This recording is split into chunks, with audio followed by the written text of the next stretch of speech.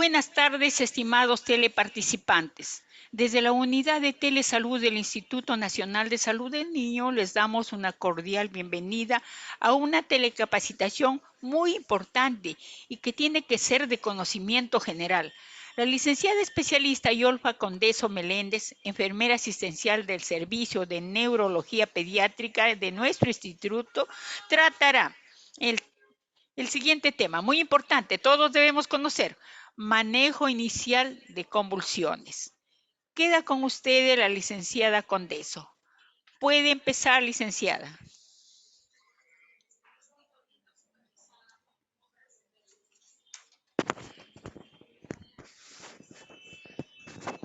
Licenciada Condeso, ¿me escucha? ¿Me escucha?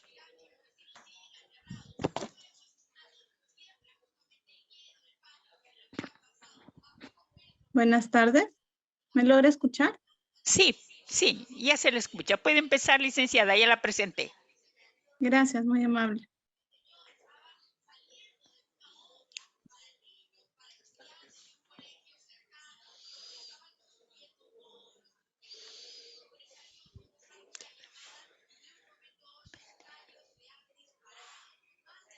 Primeramente, muy buenas tardes con cada uno de ustedes. Soy la licenciada Yolfa Condeso Meléndez. Trabajo en el servicio de neuropediatría y les voy a dar a conocer sobre el manejo de convulsiones, ¿no? Que es un tema bastante interesante y vamos a verlo a partir de ahora. Para esto vamos a ver lo que es la epidemiología, ¿no? Nosotros podemos ver que según la OMS, define que la epilepsia es un trastorno primario más común del cerebro. Para esto va a haber una prevalencia. Está entre 4 a 8 personas por cada 1000 habitantes, ¿no? 1000 habitantes. Se calcula que hay alrededor entre 50 millones de epilépticos a nivel mundial. Entre el 5 y el 10% de la población sufrirá por lo menos una convulsión a lo largo de su vida. Ahora vamos a poder ver a nivel de Latinoamérica o en países subdesarrollados, ¿no? Vamos a ver que en países subdesarrollados, como el caso del nuestro, el 50% de las epilepsias se inician durante la niñez o la adolescencia. El 1 al 2% llegan por convulsiones al servicio de urgencias y un 25% manifiesta haber tenido su primer episodio de convulsiones, así también como las convulsiones febriles, que esto se estima de un 30 a un 40%. Seguido que las convulsiones están asociadas recurrentemente a fiebre, ¿no? Esto suele ocurrir en niños que están entre la fase lactante de 3 meses a 5 años de edad y también en un promedio de 18 a 20 meses. Por eso es importante saber reconocer, ¿no? En el Perú vamos a ver que por 20 de cada 1000 habitantes padecen uno de epilepsia, ¿no? Perdón, acá en el Perú, por 1000 habitantes, hay 20 personas que padecen convulsiones o epilepsia. Y ahora vamos a poder describir. Vamos a poder ver qué es una convulsión. Una convulsión es un episodio de una disfunción cerebral secundaria o una actividad eléctrica anormal. Este fenómeno paroxístico es producido por una descarga normal excesiva o una actividad neuronal sincrónica en el cerebro.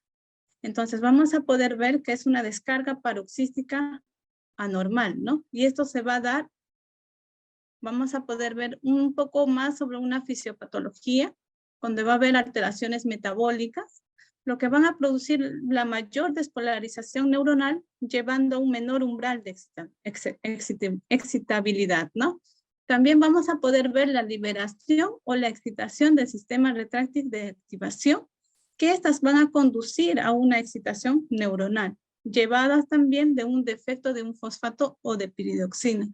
Esto va a conllevar a menor formación de GABA y lo cual va a ocasionar lo que es una convulsión.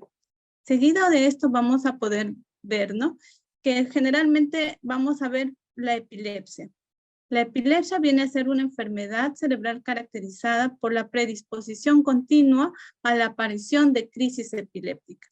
Aquí se requiere decir que va a ser la aparición de 2 crisis no provocadas por ninguna causa identificable con una separación mínima de 24 horas. Entonces, acá vamos a poder ver cuál es la causa, lo que le ha generado la convulsión. Y vamos a poder ver también qué es un síndrome convulsivo para tener más o menos una referencia. Un síndrome convulsivo viene a ser un primer evento paroxístico de una crisis epiléptica. Esto viene a ser resultado de una descarga neuronal anormal o excesiva, la cual también se va a desconocer la causa. Entonces nosotros vamos a poder ver que la epilepsia, como ya estábamos mencionando, que la convulsión va a ser una descarga paroxística normal. Entonces vamos a poder vamos a poder ver, ¿no?, si es una epilepsia o un síndrome convulsivo. Ahora lo vamos a ver. Tenemos una clasificación de la Liga Internacional contra la Epilepsia, que es la ILAE, quienes clasifican las convulsiones, ¿no?, tantos como parciales o también llamadas focalizadas y las generalizadas. Entonces acá vamos a poder ver, según la clasificación, que las parciales pueden ser simples, complejas o también de generalización segunda, ¿no? Y acá vamos a poder ver que dentro de las generalidades están vamos a poder ver que son las crisis de ausencia, las tónicas clónicas, las tónicas, las atónicas y las mioclónicas. Y la otra que va a ser la clasificación de las crisis convulsivas sin clasificar. Ahora vamos a poder detallar cada uno de estos. Como habíamos mencionado, la Liga Internacional contra la Epilepsia define las convulsiones tanto que pueden ser convulsiones focalizadas o generalizadas. La focalizada, como podemos ver en la imagen, solamente se da en una cierta parte del cerebro, ¿no? Entonces, esto solamente afecta a cierto grado. En cambio, las convulsiones generalizadas van a ser cuando ya hay afecciones a diferentes, o sea, se generaliza. Ahora vamos a poder ver la descripción de cada uno. Vamos a ver que como ellos clasifican las crisis, van a ser parciales simples y parciales complejas. Las parciales simples, acá vamos a ver que el paciente está despierto y no pierde la conciencia. Es comúnmente que estas duran menos de 1 minuto y se ve el área afectada del cerebro, ¿no? Nosotros podemos ver que acá en estos tipos de convulsiones parciales simples se puede dar en una sola el paciente lo puede manifestar, por ejemplo, con un movimiento en la mano, o puede ser un movimiento de la cabeza, o también un movimiento de un solo miembro inferior, ¿no? Entonces vamos a poder ver que estas crisis van a ser parciales simples. En cambio, las crisis parciales complejas, este tipo de convulsión son mucho más comunes. Estas se caracterizan por empezar una pequeña parte del cerebro y se extiende, ¿no?, a otras partes. Acá nosotros vamos a ver que el paciente está despierto, pero no está en alerta, es decir, que la persona no está consciente a su alrededor y no sabe lo que está pasando con él. Este tipo de convulsiones suelen durar unos minutos y el paciente puede presentar somnolencia y cansancio, ¿no?, después de presentar lo que son las convulsiones. Y vamos a ver que las crisis con generalización secundaria van a iniciar con parciales simples y seguidas de un aura previa. ¿Aquí nos quiere decir un aura previa? Es cuando un paciente, por ejemplo, nos dice, señorita, ellos ya saben lo que van a convulsionar y nos dice, señorita, ya voy, agárrame, que ya voy a convulsionar, ¿no? Ellos saben que ya se sienten, o sea, ellas sienten ya no están como suelen ser, se alteran un poco y están conscientes que van a haber una descarga, ¿no? Entonces vamos a poder ver, como ya habíamos visto, según la clasificación, pueden ser focalizadas o generalizadas. Las focalizadas tenemos las simples y las complejas. Y dentro de estas crisis generalizadas tenemos las tónicos clónicas o también conocidas como el gran mal. Este tipo de convulsiones también se suele conocer como ataques convulsiones o de gran mal, como su mismo nombre lo menciona, ¿no? Estas se caracterizan porque el paciente quedará inconsciente y perderá el control de su cuerpo, por lo cual muchas veces nuestros pacientes caen al suelo o las personas que presentan este tipo de epilepsia caen al suelo, ¿no? Estas convulsiones tienen varias fases que vamos a poder verlo a continuación.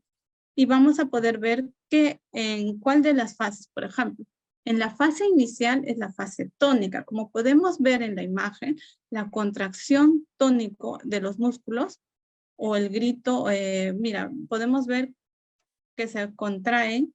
Eso es la fase inicial, la contracción tónica, se ponen rígidos los pacientes y generalmente un grito ictal, ¿no?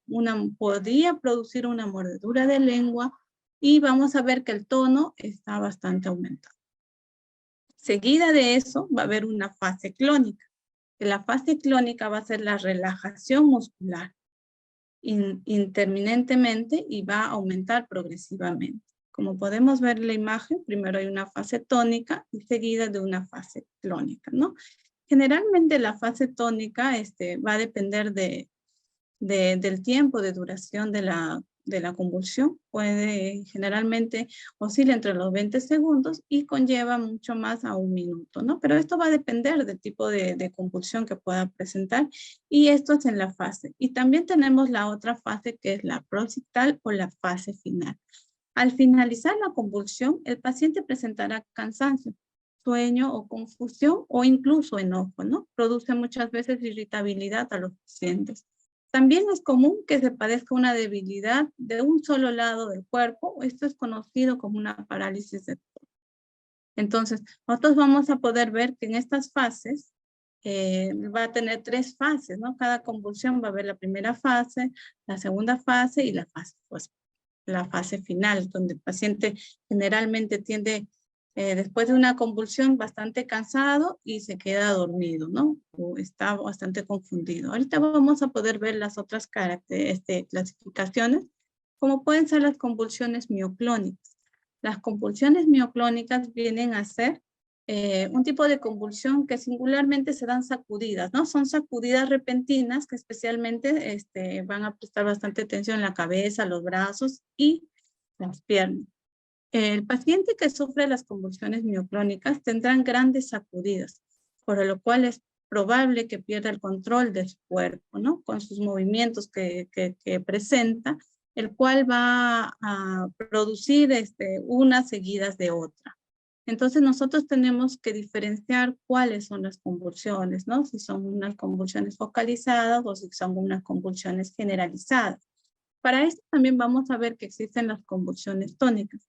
Estas convulsiones se presentan cuando el cuerpo del paciente sufre rigidez de manera imprevista y lo cual cae al suelo, ¿no? O sea, solamente son unas convulsiones tónicas. Y las atónicas son las convulsiones que también son reconocidas como las crisis de caída generalmente. Estas se caracterizan porque el paciente pierde de pronto, se caracterizan por la pérdida repentina de la tensión de los músculos, por lo cual el paciente perderá el control y también cae muchas veces, ¿no? Debido esto a la afectación de los músculos durante la convulsión. Esto suelen ser que los pacientes, cuando suceden estos episodios, el cuerpo está mucho más flácido y no responde. Entonces vamos a poder ver, según la clasificación, otro que vienen a ser las crisis generalizadas, que son las crisis de ausencia. Este tipo de crisis tiene bueno, es bastante peculiar, se diría, porque se mantienen en la posición, ¿no? Muchas veces pasan desapercibidos estos tipos de crisis, porque el paciente puede presentar una crisis de ausencia y no nos damos cuenta, ¿no? A veces muchos de los pacientes que ingresan al servicio también presentan estos tipos de convulsiones y las mamás muchas veces no se dan cuenta que han convulsionado sus niños. Entonces vamos a ver, en esto vamos a poder ver que presenta movimientos tanto en la boca, en la comisura labial, o en la cara, o solamente en el párpado, o solamente puede ser en los ojos, ¿no? Asimismo, esto se va a caracterizar porque son segundos que pueda presentar y que va a tener, generalmente suele ocurrir en el día, ¿no? Pero va a depender bastante de la crisis. Vamos a ver las causas que nos conllevan a que nuestros pacientes o presentan convulsiones, ¿no? Vamos a ver los trastornos neurológicos que van a ser una de las causas mucho más comunes de lo que conllevan a una convulsión. Por ejemplo, tenemos la epilepsia, las lesiones cerebrales, los tumores cerebrales, las infecciones del cerebro, las anomalías genéticas y los problemas metabólicos. Dentro de estos vamos a poder ver que los trastornos metabólicos, como vienen a ser la alteración, la causa de la alteración metabólica puede ser producido por un hipoparotiroidismo, una hipoglicemia, hipomagnesemia, una hipocalcemia, una hiponatremia, una insuficiencia renal o hepática, una alcalosis metabólica o respiratoria, ventilación, ¿no? Entonces, estos tipos de trastornos también nos van a poder conllevar a una convulsión, seguido de unos trastornos genéticos como un síndrome de Down, un síndrome de Rett, un síndrome de Alderman, que también provocan convulsiones.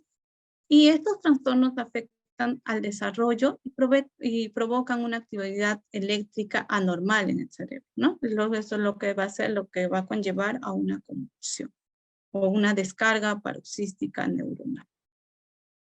Vamos a poder ver las lesiones cerebrales, el daño, traumatismo que puede presentar seguida de los tumores cerebrales, ¿no? O también por los traumatismos cráneoencefálicos, las hemorragias intracraneales, los ictus, los SB, que son las enfermedades cardiovasculares, las enfermedades de accidente cerebrovascular, la eclampsia, la encefalopatía hipertensiva y los lupus eritematosos sistémicos, ¿no?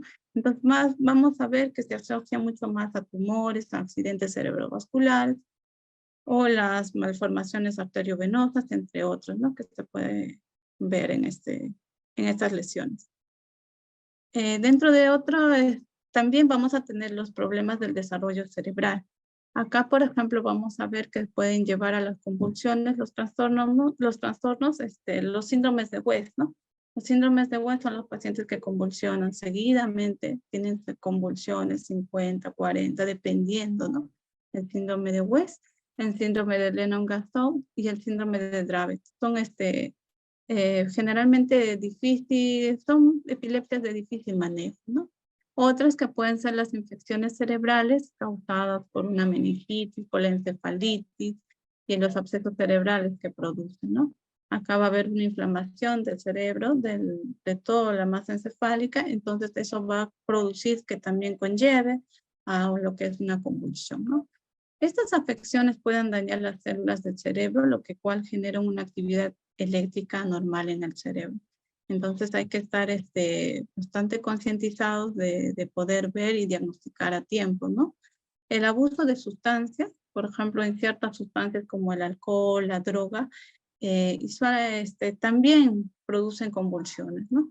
Estas pueden afectar la actividad eléctrica en el cerebro y conllevar también a una convulsión. Entonces es importante cuando ingresa un paciente, por ejemplo, el manejo de la historia clínica. Dentro de los antecedentes familiares es importante saber, ¿no? Por ejemplo, si los papás convulsionan, si algún familiar ha tenido algún episodio de convulsión, a veces los pacientes ingresan y dicen, pero no, nadie convulsiona, entonces se tiene que averiguar y ver la causa, cuál es lo que le ha generado la convulsión, ¿no? La enfermedad actual también es importante porque muchas veces los pacientes solamente por una hipertermia le conlleva una convulsión, entonces también es hay que saber bastante poder diferenciar todo eso. El examen físico también es importante, ¿no? Para poder ver, por ejemplo, muchos de los pacientes que ingresan al servicio pueden ingresar con una encefalitis. Entonces, muchas veces de estos pacientes han cambiado su actitud o se ponen más agresivos, irritables. Tenemos que conocer todo esto. Dentro de los exámenes auxiliares o complementarios, tenemos los exámenes de laboratorio, ¿no? Si es un paciente que ya está con tratamiento, muchas veces los papás no le dan el tratamiento o no llevan, o ya sienten que ya se recuperaron y no lo toman sus anticonvulsivantes. Entonces también hay que hacerle sus exámenes, ¿no? Para ciertos dosajes, para ver si es que todavía está en el organismo. Suelen hacer dosajes de ácido valproico, de carbamazepina, de todo eso, ¿no? Para poder ver si es que también ha sido la causa. Una punción lumbar, generalmente los pacientes que ingresan se someten a la punción lumbar, ¿no? Para poder ver si hay alguna infección adherida a lo que le ha conllevado a una convulsión. Y las neuroimágenes, que son una tomografía, una resonancia, una angioresonancia, y un electroencefalograma, ¿no?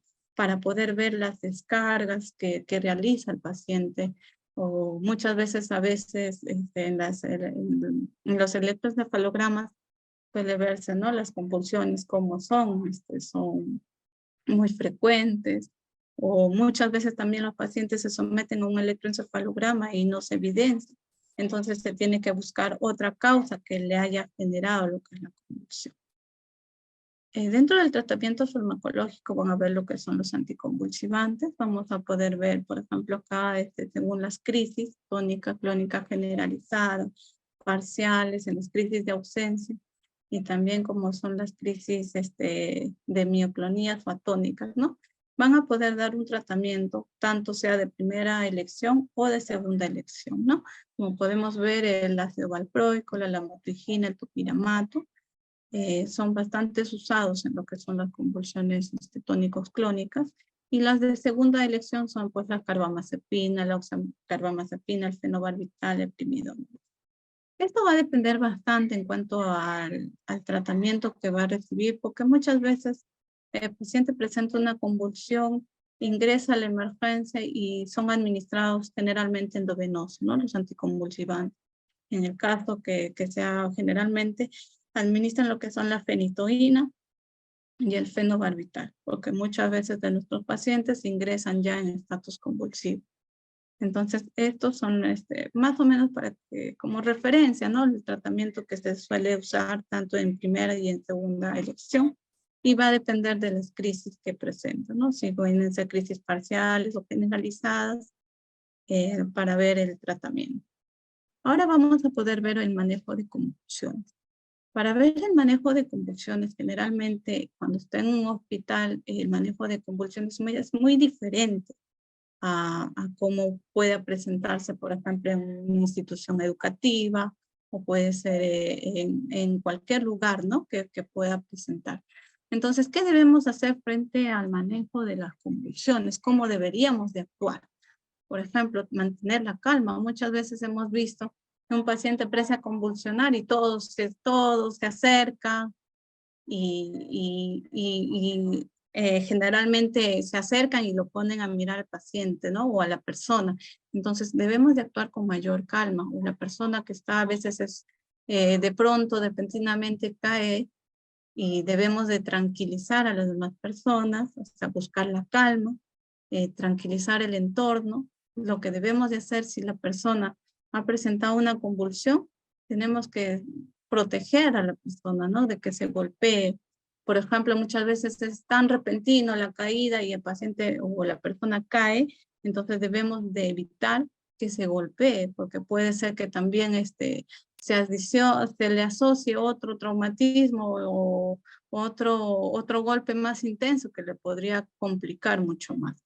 Entonces vamos a proteger a la persona evitando que se golpee. ¿Cómo le vamos a proteger? Vamos a levantarle la cabecita y colocar una almohada, pero muchas veces no vamos a tener una almohada, ¿no? Entonces podemos tener una prenda de vestir, por ejemplo, puede ser una casaca o una chompa. Entonces lo ponemos en la parte de la cabeza para evitar que se golpee, y retirar todos los objetos que pueda ser punzocortante, que puede ser que, por ejemplo, puede ser que haya estado con una botella o que haya estado con algo, evitar para que así se golpee y se dañe, ¿no? Evitar todo lo que le pueda producir daño. Asimismo, vamos a ver que tenemos que desajustar la ropa apretada, ¿no? Muchas veces está muy ajustada y puede perjudicarle al paciente también para que pueda ventilar, ¿no? O pueda respirar. Entonces, ¿qué vamos a hacer? Tranquilizar el entorno, proteger de todo ese entorno, y a la vez también vamos a realizar colocar básicamente la posición de seguridad. Muchos dirán, ¿cómo es esa posición de seguridad, no? Es una posición que se coloca acá, como podemos ver en la imagen. El bracito izquierdo gira y la puede, gira, y con el otro bracito vamos a coger lo que es la rodilla para poder lateralizar. Ahí vamos a evitar que nuestro paciente se pueda lastimar y pueda ventilar espontáneamente, ¿no? Y también porque muchas veces cuando el paciente está convulsionando, puede haber bastante cialorrea o puede haber producción de saliva exagerada y el paciente está boca abajo, se puede aspirar. Entonces es importante lateralizar, ¿ya? Y el 4 es la posición de seguridad, como queda el paciente o la persona también, ¿no? Entonces aquí vamos a observar y anotar las características. Generalmente vamos a poder ver el tiempo de la convulsión, de cómo es, ¿no? Dónde se dio, si fue una mano, fue el pie o fue todo el cuerpo, cómo se dio la convulsión. Controlar el tiempo de la convulsión también es muy importante. Generalmente nosotros en el hospital manejamos, si una convulsión es mayor a 5 minutos, ya tenemos que administrar lo que son las benzodiazepinas, que son el midazolam, ¿no? Entonces, vamos a poder administrar y tranquilizar, o sea, administrar bien endovenosa. Pero en este caso, por ejemplo, no vamos a tener esa opción. Entonces, lo que tenemos que hacer es controlar y coordinar o acudir al centro de salud que está mucho más cercano, ¿no? Para que pueda ser una vez ya que el paciente o la persona haya convulsionado, se tiene que ver cuál es la causa que le ha generado la convulsión. Generalmente puede ser un paciente con epilepsia o puede ser que esté desarrollando alguna infección, como hemos podido ver en este caso, una infección del sistema, una meningitis o varios temas asociados, o de repente es la primera convulsión que tiene, entonces se tiene que ver la causa. Colocar en posición lateral, como ya les mencioné, es bastante importante para evitar que se expire el paciente. Y no debemos de colocar nada en la boca del paciente, ¿no? Para evitar que así se muerda la lengua. Muchas veces vemos que tratan de introducir para que no se muerda la lengua, pero al hacer eso nosotros vamos a obstruir que el paciente pueda respirar. No administrar líquidos tampoco, eso no le tenemos que dar nada y vamos a poder ver si está consciente o está inconsciente, porque muchas veces, por más que el paciente convulsiona, nosotros le tratamos de sujetarle ahí para que no se lastime, no debemos de presionarle al paciente, solo evidenciar cómo son sus convulsiones, evitar todos los objetos que pueden hacerle daño y generalmente vamos a colocar y así vamos a evitar, ¿no? Muchas complicaciones. Eso es en cuanto al tema de manejo de convulsiones. Es un tema bastante interesante, ¿no? Y también, aparte de eso, por ejemplo, ¿qué debemos de hacer? La atención, los pacientes que convulsionan tienen bastante prioridad en cuanto a emergencia, ¿no? Es un paciente que ingresa directamente a emergencia. Estos tipos de pacientes ya van a ver pues cuáles son las causas que haya generado, como ya les había mencionado, ver cómo son, ¿no? Y básicamente tranquilizar pues a los familiares, porque muchas veces nosotros hasta en los hospitales cuando el paciente convulsiona vemos la mamá no se desespera, empieza a llorar y le tenemos que explicar, ¿no? Como que ya ella tiene que estar bastante tranquila para que dé bastante seguridad a sus niños, a su hijo, ¿no? Para poder conllevar y ver pues básicamente la causa y la detección, detectar a tiempo para poder recibir un tratamiento, ¿no? En caso de los benzodiazepinas, que son los anticonvulsivantes. Y también es importante pues, no hacer mención que las epilepsias es una enfermedad que básicamente no se cura, pero se controla, ¿no? Entonces, hay que concientizar también que los pacientes, ya que sean con epilepsia, tienen que ser manejados con sus medicamentos, ¿no? Tienen que estar periódicamente con sus controles y así va a evitar pues, que pueda entrar un estatus convulsivo, ¿no? Que son ya convulsiones mucho más frecuentes y que puedan lastimarse y también conocer las características que puede ser, ¿no? Esto es todo en cuanto al manejo de convulsiones. Es todo lo que les puedo dar a conocer, el manejo de convulsiones. Bueno, gracias. Si tuvieran alguna pregunta o algo que de repente les podría ayudar. Muy bien. bien, licenciada. Le voy a transmitir las preguntas que nos han hecho llegar vía WhatsApp. Dice, ¿en todas las convulsiones hay un aura previa? Generalmente, no en todas las convulsiones. Va a haber un aura diferencialmente, no todos lo manifiestan, el aura, son algunos pacientes que lo puedan manifestar y generalmente estas van seguidas pues de las convulsiones generalizadas, ¿no? Pero así de que haya uno, porque muchas veces los pacientes no están conscientes, entonces no se evidencia este aura. Generalmente otros pacientes que sí pueden ser un adolescente o un adulto, sí, o un niño que está bastante consciente, sí, ¿no? Porque a mí me pasó una vez en el hospital, un niño me dijo, señorita, agárrame que ya me va a dar una convulsión. Entonces yo le dije, ¿cómo? ¿Qué es lo que tú sientes, no? Y me dijo, siento que todo el cuerpo me quema y que me va a venir algo fuerte, sí. Entonces, generalmente en las convulsiones generalizadas, pues, ¿no? Que se se puede percibir. Los síntomas de este aura son muy diferentes. ¿Podría mencionarnos algunos que puede servir de ayuda a los padres de familia? Por ejemplo, en este aura lo que se puede es ver si es que va a presentar una convulsión. Generalmente puede haber trastorno, puede seguir con, por ejemplo, podría haber lo que es irritabilidad. Bien. Irritabilidad, puede ver también, por ejemplo, aparte de eso puede haber agresividad, puede haber, dependiendo, movimientos involuntarios que también puede producir antes de, para poder ver este aura, ¿no? O sea, hay que ser muy observador, ¿no? Bien. Ya. ¿Se debe sujetar al niño que convulsiona o dejarlo que convulsione libremente? Se debe de dejar libremente que convulsiona, porque al nosotros poder cogerlo, podemos, con la fuerza que hace y con lo que nosotros le cogemos, podemos lastimarle o lesionarle, producirle alguna, en caso fuera, ¿no? Si son tan pequeñitos, una fractura o algo, porque las descargas que ellos hacen es bastante fuerte. Entonces se sugiere que se deje el tiempo de que dure la convulsión, porque estas pueden ser segundos o pueden ser minutos. Una vez que ya termina la convulsión, hay que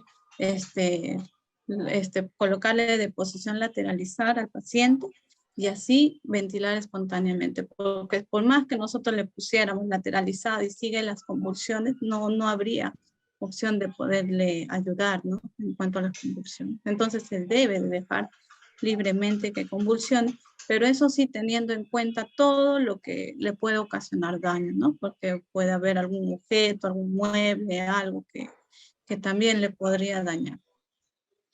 Muy bien, licenciada.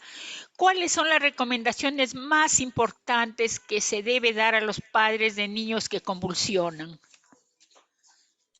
Algo bastante importante es los controles que deben de ser bastante periódicos, ¿no? Por ejemplo, el niño gana de peso, también la dosis tiene que ser bastante ajustada.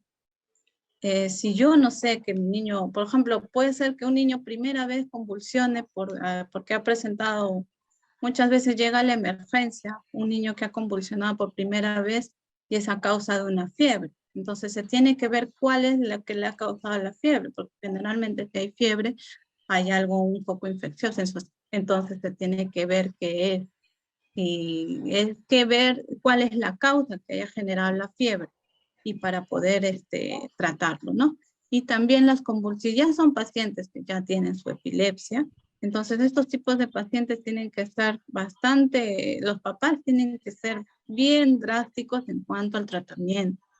Por ejemplo, si yo le doy mi tratamiento a las 8 de la mañana, tengo que darle 8 de la noche, seguir la frecuencia, la dosis. Y por eso es importante que vayan a sus controles periódicamente conforme el niño va ganando peso, son cada 3 meses, va ganando peso, van ajustando la dosis, porque en todos los niños es bastante el manejo de las dosis en cuanto al peso. Entonces los papás tienen que ser bastante conscientes y llevarlos y seguir todos los días con el tratamiento como debe de ser. Y así van a evitar que sus niños convulsionen, porque si hay convulsión, va a haber más daño cerebral. Va a poder afectar ciertas áreas, ¿no? Por ejemplo, el cerebro tiene varias áreas, tiene el área del lenguaje, coordinación, motor, y si nosotros vamos a esperar que nuestros niños convulsionen, van a dañar estas áreas. Por ejemplo, muchos papás vienen y dicen, ha convulsionado y mi niño dejó de hablar. Entonces, tenemos que evitar que nuestros niños se compliquen. Es importante el manejo de las dosis y los controles que deben hacer. Y a cada control deben venir con su peso actualizado. También se le recomendaría eso, ¿verdad?